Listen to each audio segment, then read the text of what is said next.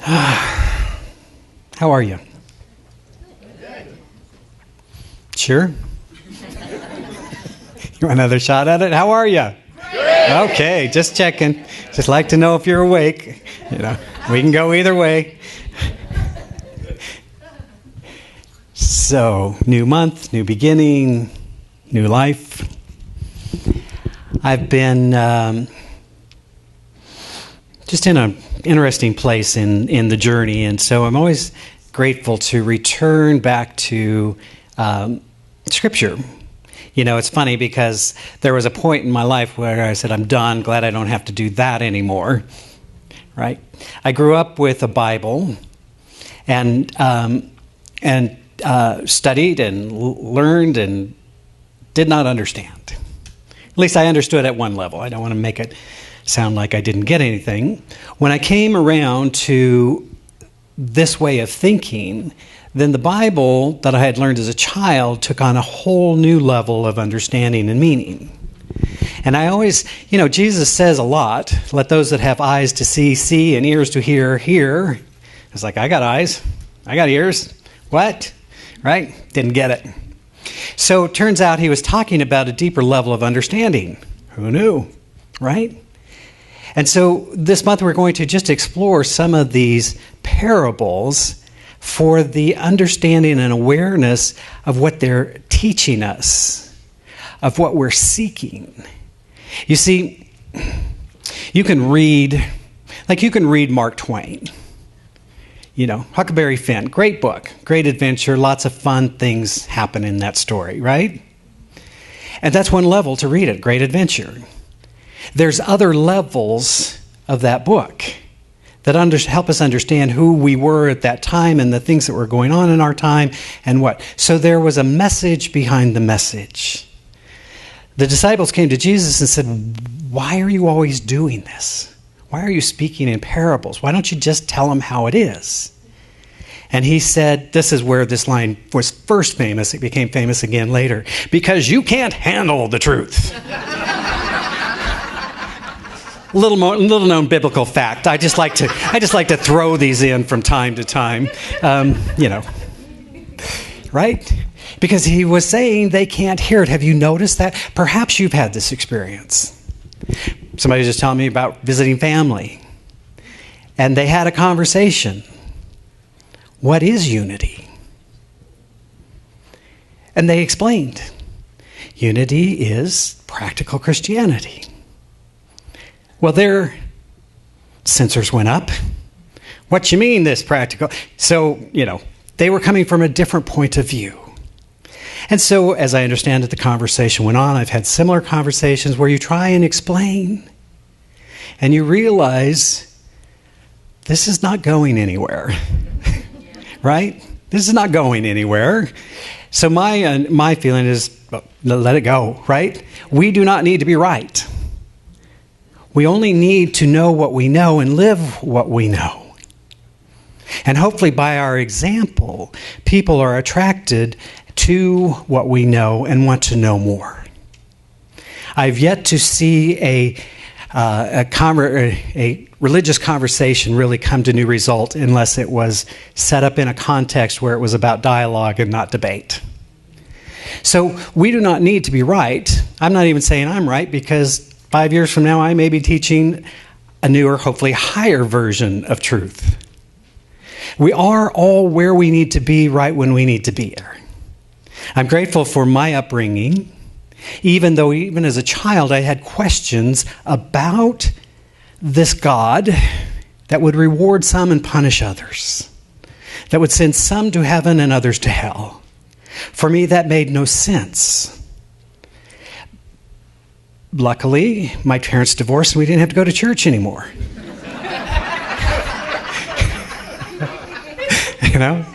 There was some trauma around that, but nonetheless, there's always that silver lining.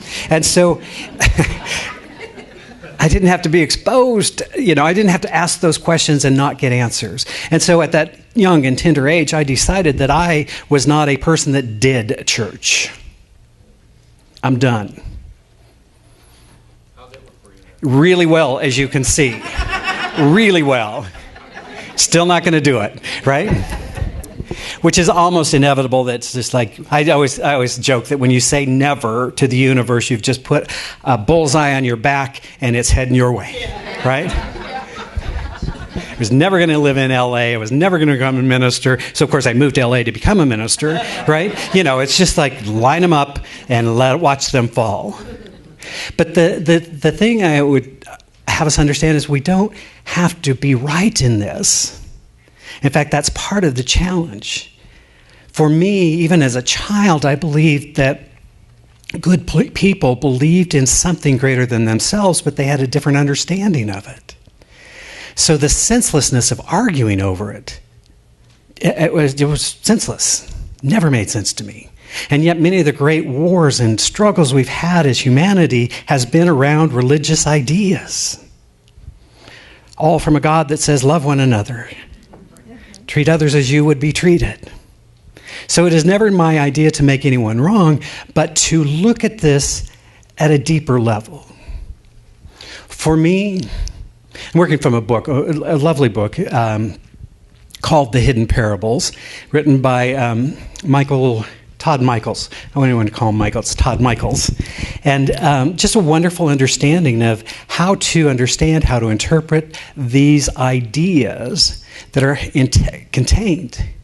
And he says to us, first of all, there are some secrets of the ages. They're passed down. Those of us that know these secrets then begin to see them in traditions. But he says the first secret is that our attitudes, our visualizations, and our intentions to have the power to change reality. Now, this is so second nature to all of us that have studied this for a while. We don't even stop long enough to really think about what that means. But that our thoughts, our beliefs, our intentions, our visualizations have the power to change our reality. That mind over matter is a process that can be learned and managed. Have you noticed that? Have you noticed that as you've become more conscious of your thinking, more aware of your patterns of speech and behavior and all of that, that your reality begins to shift. Your reality begins to change. You begin to attract into your life different kinds of people, different situations, circumstances that support who you are. Now, here's what I know. We have been doing this all of our life. We have always had the power. It's not like we go take a class with Reverend Marty and learn the secrets of the universe and then everything changes because now we know something we didn't know. We have always had the capacity to create our reality. But it's only successful people that will admit it, right? People who are failing usually have a reason, and it's not them. You may know some of these people. We're not having confessional Sunday or anything. I'm just saying, you may know some of these people. That everything that happens in their life is not their fault. It's the government, it's the political parties, it's the whatever. Those of us who would have eyes to see and ears to hear would hear these words and understand that the power that we have to set an intention that directs what comes into our life experience. It's a powerful, powerful tool. He says the second thing, that of all of the attitudes, all of the intentions that are available to humanity, attitudes of kindness and generosity, the mindset of love is the most important. So for all of our getting, get understanding. For all of our working with these powers, with these laws of mind, they need to be rooted fundamentally and deeply in the presence of love and compassion. So Jesus, I believe, was teaching us these two powerful tools in all of his teachings. He was teaching us that we had a power to connect with the divine. We had a power to set intention. We had a power to create a life experience. And that most importantly, we wanted to come from a place of love in all things. And that when we were not loving, then we might want to try this little thing called forgiveness. Because if you think about it, all forgiveness is returning to love. Right? We're saying, I will no longer hold you or myself hostage to a limiting belief or an unskilled behavior. I will no longer hold you or myself hostage to that, but rather I will choose love. Now, this does not necessarily mean that we now condone the behavior. You see, people are different from their behavior. Jesus was teaching us that each of us at a soul level are divine beings. We are one with the infinite intelligence. We are created in the image and likeness of love and joy and beauty and peace. And that is inherently who we are. And then we make up a whole bunch of stuff to hide that. We forget that. And so we move through the world and the ego starts to get engaged, and then the ego thinks that it can just control things. And if it can control enough, we can have what we want. Course in Miracles has this wonderful ongoing study of understanding love or ego.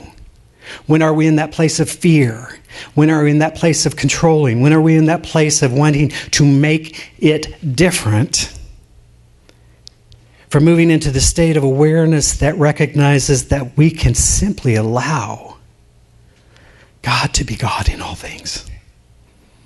That there is a presence, there is a power, there is an infinite being that is pure love. And it is the source of who we are. And when we connect with that presence and with that power, then our life unfolds differently.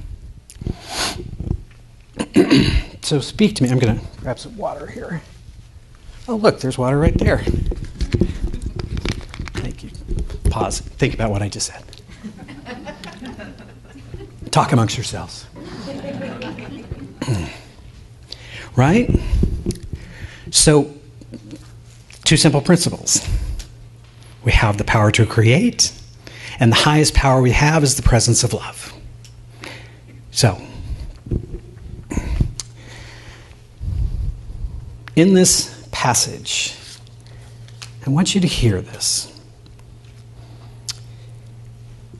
Because the knowledge of the mysteries of the kingdom of heaven have been given to you, but not to them. In other words, you're my disciples. You're in a learning process. You are becoming more aware. You are evolving as a human being. These who have not done that now won't understand these words. His responsibility is to teach it in such a way that they can hear. And then he goes on to say this. Whoever has will be given more. Yay. But whoever has not, even that will be taken away. Well, that doesn't seem very fair. All I got is this little bit, and you're going to take that away? What's up with that? I remember as a child thinking, well, that really doesn't seem very fair. Here we're saying be kind and feed the poor and do all these things, and yet here's this passage that says if you don't have it, it's going to be taken away from you. Until I understood the principles of consciousness. And so what he's saying to us is if we have a consciousness of a thing, let me just stop for a second. Consciousness then is the sum total of our thoughts, our beliefs, our feelings that make us who we are. Consciousness evolves as our thinking and understanding grows. And so if we have the consciousness of the thing, then we will bring the thing into our experience. You may have heard of a little book that was out in a video called The Secret. A few people watched it. right? And it gave us a very simple thing to say, if you can imagine it, it's yours. There's a whole lot of fine print, but let's just go with that. Right? There's some other stuff that has to happen, but it's true. You see, if we have the consciousness of the thing, because we live in a universe that is based upon spiritual law, it is attracting that to us, which resonates with our current level of belief and understanding. Now, there's no good or bad about it. We add that. And so we're always attracting into our experience something that is reflective of who we are. As I said recently, when we start to understand this, rather than going to the mirror and seeing that our hair is a mess and trying to figure out how to fix the mirror, we realize we just got to straighten out our hair. Internally, we must do the same thing. Because if the universe is reflecting back to us what is our current level of awareness and understanding, then it's outpicturing in form. And then we sometimes think, well, if I could just change the form, then I would have a different experience. Now, lo unto you that believe that to be true.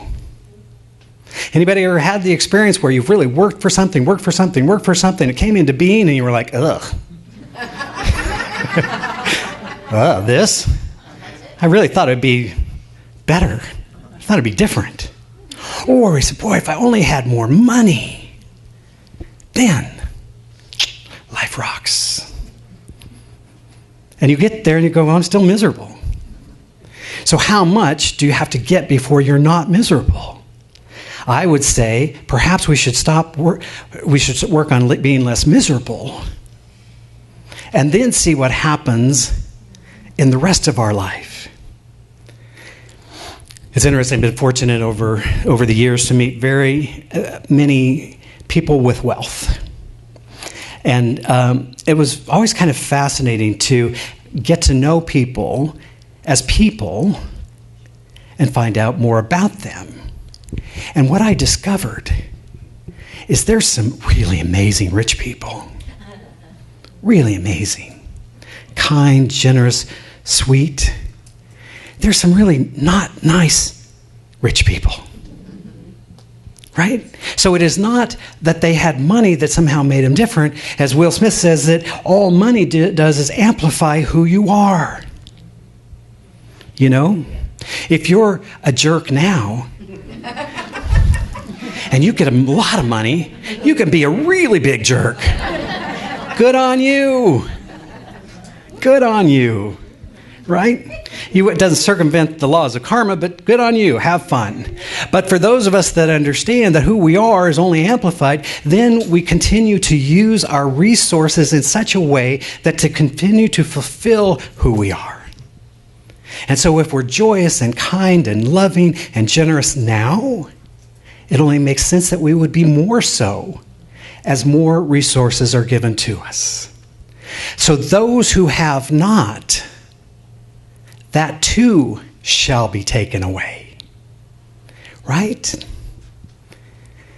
I often use the example of people who come into great wealth unexpectedly or in a short-term basis. And so you read the statistics of people who win the lottery because, right? Doesn't everybody want to win the lottery? Come on, let's be honest. Yes, we all do, right? Whether we play it or not, we all would think that's a lovely idea. What I could do with an extra 100 million, right? Don't forget your church. Just want to always get that plug in. Let's talk tithing, Just want to make sure we're on the same, You're going to put a request in our ministry of prayer. Let's just have an understanding. I jest, right? But we have that idea that more would create something, and so these people have this wealth come into their lives, but not the consciousness or the skills. And so studies show that within a matter of years, they're typically in the same situation, sometimes worse, than when they won the money. The money did not change the thing. Sometimes, Reverend Sally, you may have had this experience where you've had people come and they want to pray with you and they want to create the perfect mate. They're ready. And so we do our work and we're knowing that right and perfect mate comes into their life and they're there, and a few weeks later, a month later, they come in and they're like, oh my goodness, I met him, her. Oh, so fabulous. 6 weeks later, they're back in the office trying to how to rid themselves of this miraculous discovery. Right? How do we do now, right? You see, because we're always attracting, we think we know. So when we understand this is not about a power outside of ourselves taking our good away. It's just to say, if we have not the consciousness of the thing, we cannot hold on to the thing itself. In modern lingo, we call it sabotaging ourselves. It's a good term, why not?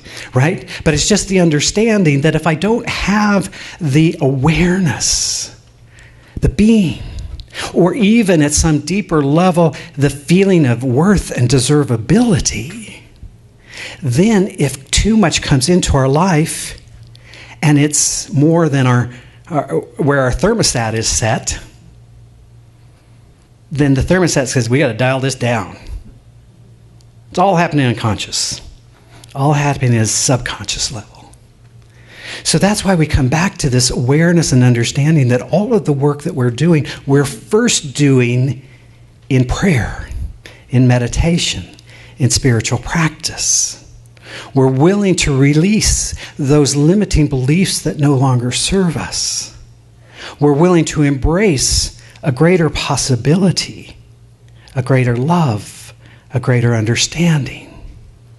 You see, I see it as a spiral. You see, we're here, and we just don't stair-step up to the next level. That'd be nice. It'd be nice to go, okay, I'm at level 1, next week I'll be at level 2, next week, 6 weeks, enlightenment. Hello.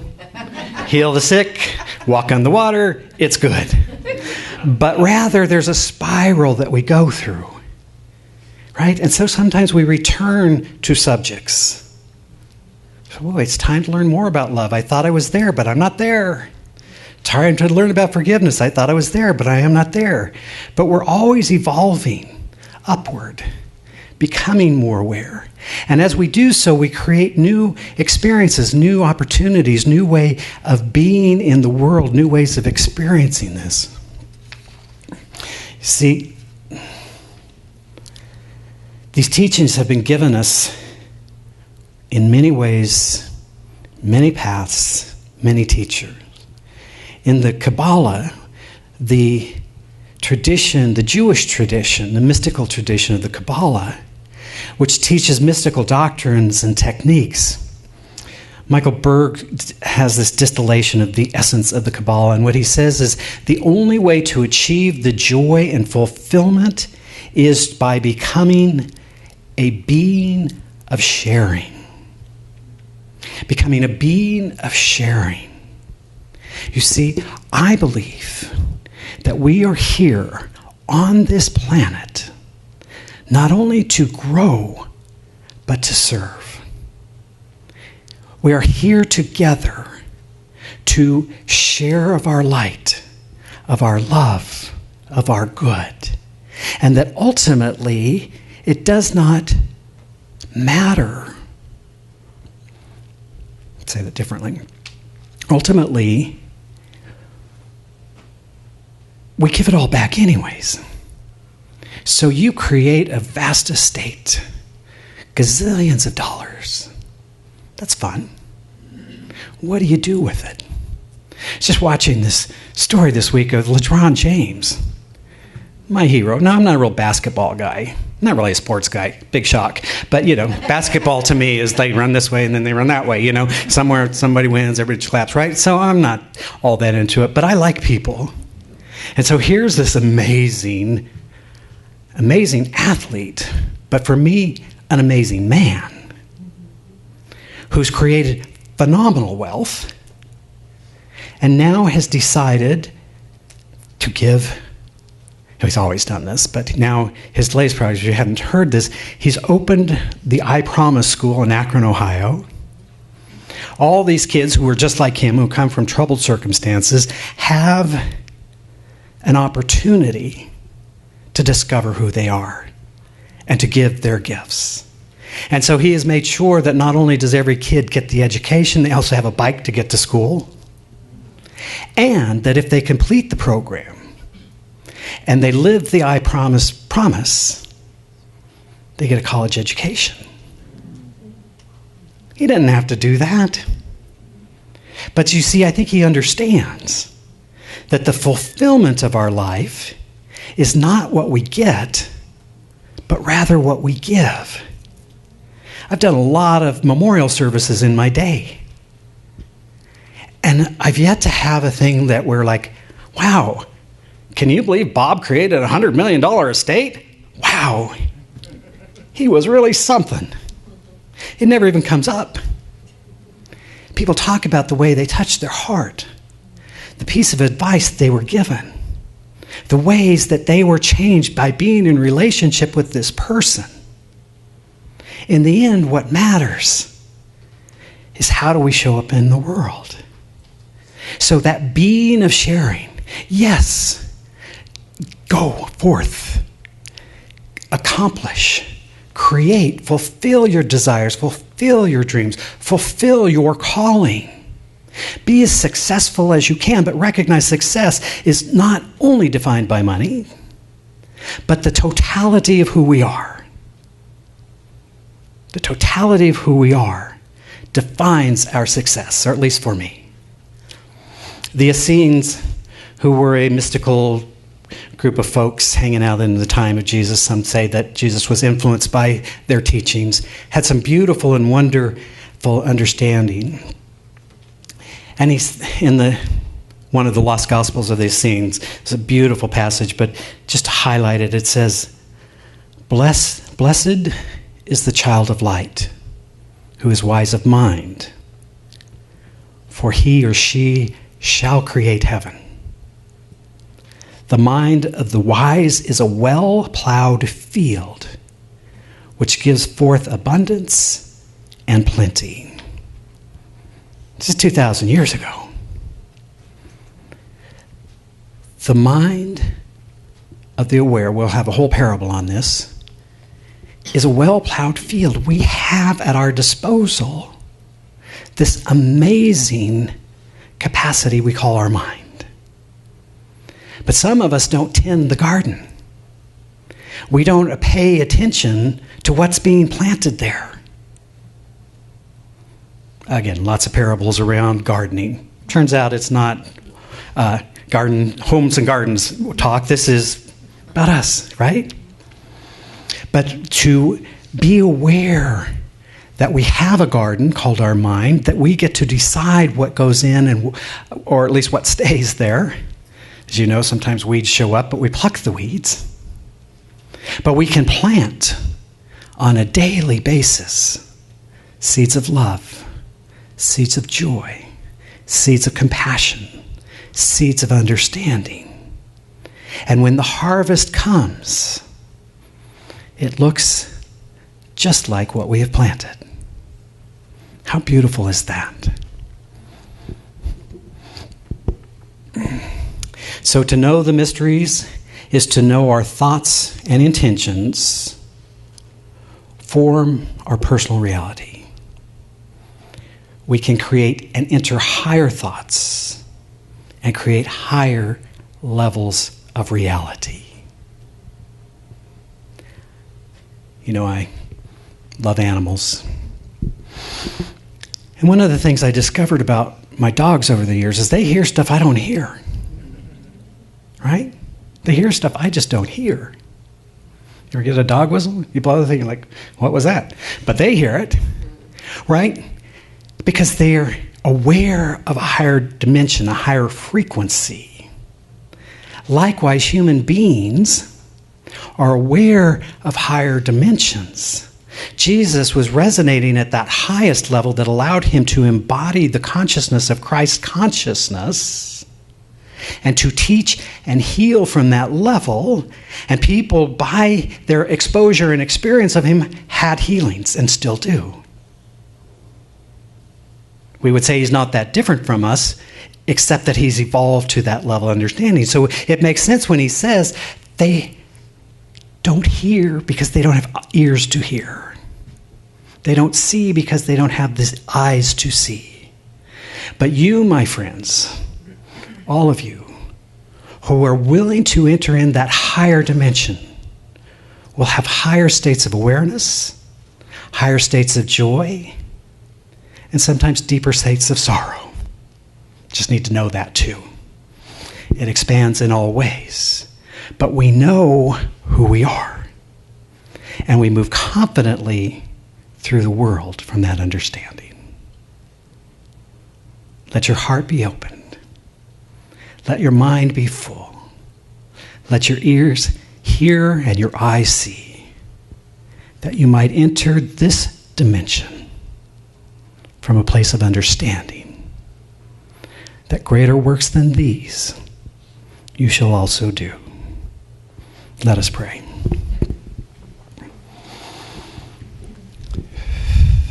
So we just anchor ourselves in this moment.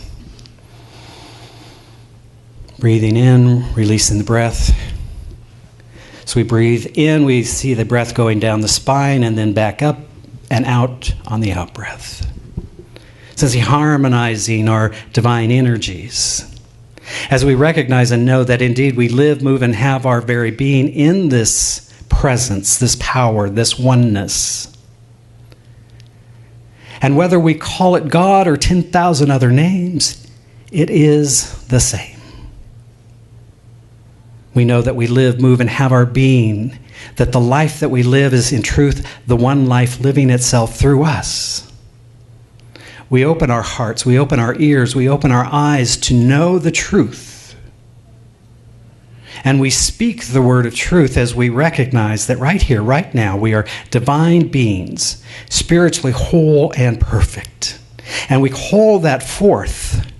We call forth greater awareness, greater understanding, greater realization. We speak the word of truth as we know that wholeness is the divine order of things, and we allow that wholeness to reveal itself through every cell and every system of our physical, mental, emotional being. We speak the word of truth as we know right here and right now that we are abundant beings, because we are one with the source and the substance of all that is. And so joyously we give and graciously we receive of this divine bounty. We know that indeed the only reality is one of love, divine love, which delights by pouring itself into existence. And as we take a deep breath and breathe in that awareness down the spine and back out of who we are, love's expression, love longing to know itself, we find it easy to forgive those who we perceived have harmed us. We find it easy to forgive those who have harmed us and they live in our mirror. We find it easy to release those limiting ideas and embrace in the fullness of being this divine love expressing everywhere. We know that we are whole, that we are healed.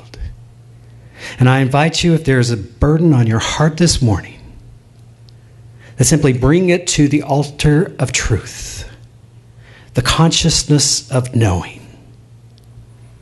That if it has served its purpose, let us release it. Let us learn, let us grow. We are blessed. And because we are blessed, we extend a blessing. We start with this very community, Unity of Charlotte. We know that this is a divine idea unfolding perfectly, divinely guided and abundantly supplied in all of its work. We extend our blessing to our brothers and sisters in our local community, in our nation, in the world. We know that there is really only one race, which is the human race. So we bless our brothers and sisters around the planet. We hold a high intention for a planet at peace and a world that works for all. We bless all priests, rabbis, ministers, teachers of every faith, for we know there are many pathways to the divine, and therefore we honor and celebrate them all. How good it is to know this truth. And by the consciousness that we have established here, operated upon by a law of mind bringing forth that greater good, we simply give thanks, we rejoice, we allow it to be so. As together we say, and so it is. Amen.